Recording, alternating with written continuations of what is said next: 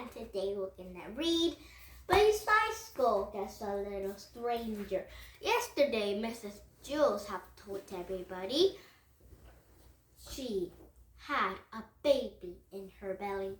So let's see the new baby for next time.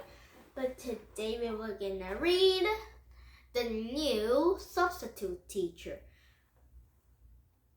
Chapter 10, Mr. Gorf.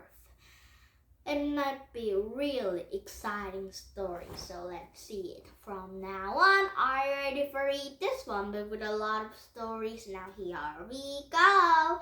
And first we can read Wayside School, Just a Little Stranger, starting at Chapter 10, Mr. Gorf. Mr. Gorf muttered Joy as she walked down the stairs to recess. Did she say Mr. Gorf? Marisha nodded. Liesl caught up to them. Did she say Mr. Gorf? I think so, said Marisha. Do you think? Liesl asked. I don't know, said Marisha. I hope not, said Joy. Before Mrs. Jules ever came to Wayside School, the children had a teacher named Mrs. Gorf. She wasn't very nice. Even Myron was worried. Myron had never gotten in trouble in his whole life. Mr. Gorf might be a good teacher, said Eric Bacon. Just because he has the same last name as Mrs. Gorf doesn't mean to be terrible. That's right, said Eric Gubbins. People with the same name can be different. I agree, said Eric Fry. There is probably lots of people named Gorf. Damien said hopefully, I bet if you look in the phone book, you'd find 10 whole pages of Gorfs. Well, I don't know about you, but I'm not coming to school tomorrow, said Joy. Me neither, said Marisha, agreed. But the next morning, their parents made them all go to school. Everyone arrived on time. Nobody dared to be late, but there is no teacher. Dee Dee sat down to the Myron. Is he here? She whispered. Shh, whispered Myron. He floated his hands to the desk and stared straight ahead. One by one, the children entered the classroom quietly down and sat down at their desk. They couldn't take any chance. Mr. Gorf might walk through the door any moment. Or maybe he was already here hiding in the clock closet, just waiting for someone to do something wrong. I didn't want to come today, whispered Kelvin, but my parents made me. Shh, said Bibi, he might hear you. Mr. Kisswater's voice came over to the PA system. Good morning, boys and girls. Good morning, Mr. Kisswater. The children all answered together like good little boys and girls. They've listened eventually to the principal. When the Mr. Kisswater was finished, they took out their arithmetic books and started walking. After that, they have a social studies, reading and spelling. When the recess bell rang, the children put their books neatly to their desks, quietly line up, and walk out of a room and down the stairs. So how's your substitute teacher? Said Louis out on the playground. Whoa, said Baby. I've never worked so hard in my life.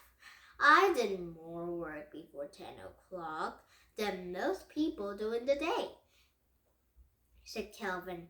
But he's very fair, Myron quickly added, in case Mr. Gorf was listening. He might have been hiding in bushes.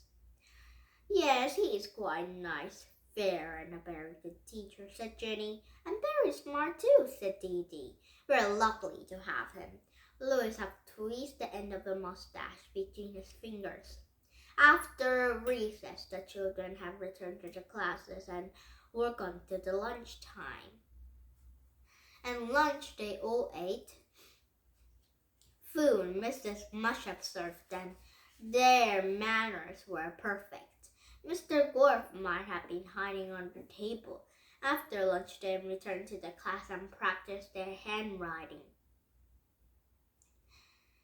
And Myron looked around. All of a sudden, he got a terrible argument to something, anything. "We'll get better," he said. Ginny put her finger to her lips.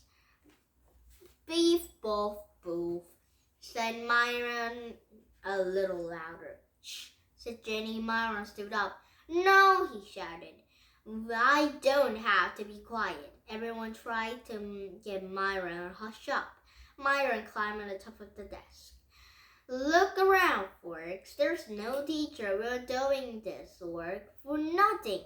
"Get down," whispered Allison. "Do you want to get us all in trouble?" Myron jumped on the top of the Allison's desk. "Hi, Allison," he said, and he hopped to Dee Dee's desk. Then Ron's and Mauritius. "Please, Myron," said Mauritia. "This is fun," said Myron. He made a great leap and it landed at the top of the teacher's desk. Mrs. Jules had always kept a coffee can full of toothless roll pops on her desk. It was still there. "Hey, anyone want a toothless roll pop?" said Myron. Everyone stared at him. Myron took one for himself.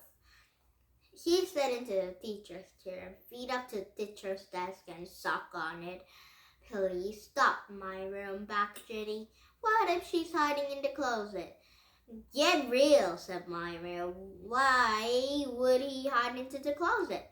What if Mr. Gorf have married to Mrs. Gorf?" said Allison. Myron left. "Who would ever want to marry Mrs. Gorf?" he said. "Somebody had to marry her," said Rondi, "or else she wouldn't have been Mrs. "What if he loved her very much?" said Allison.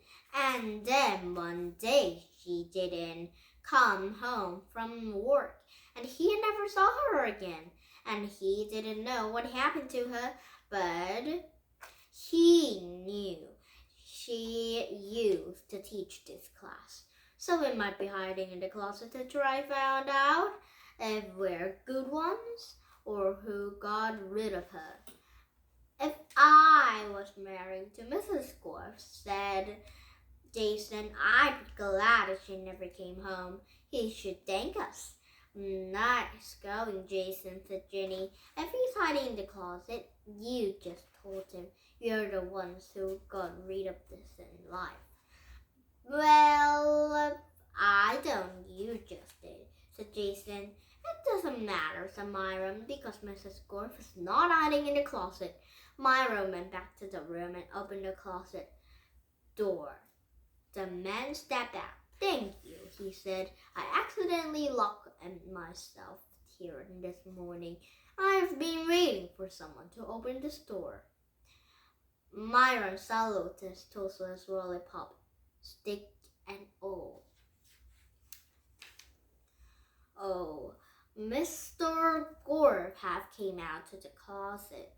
Tomorrow's chapter is voices, so I'm gonna tell you the one thing for tomorrow's stories. Mr. Gorf have take all the children's voice, but Mrs. Mush have saved them with her food. So let's see this story for tomorrow. Now, did you have fun? You listen to Country come back with some of these people, not this story because it might be in chapter 3 for tomorrow. And please don't leave my YouTube. And bye bye, everyone.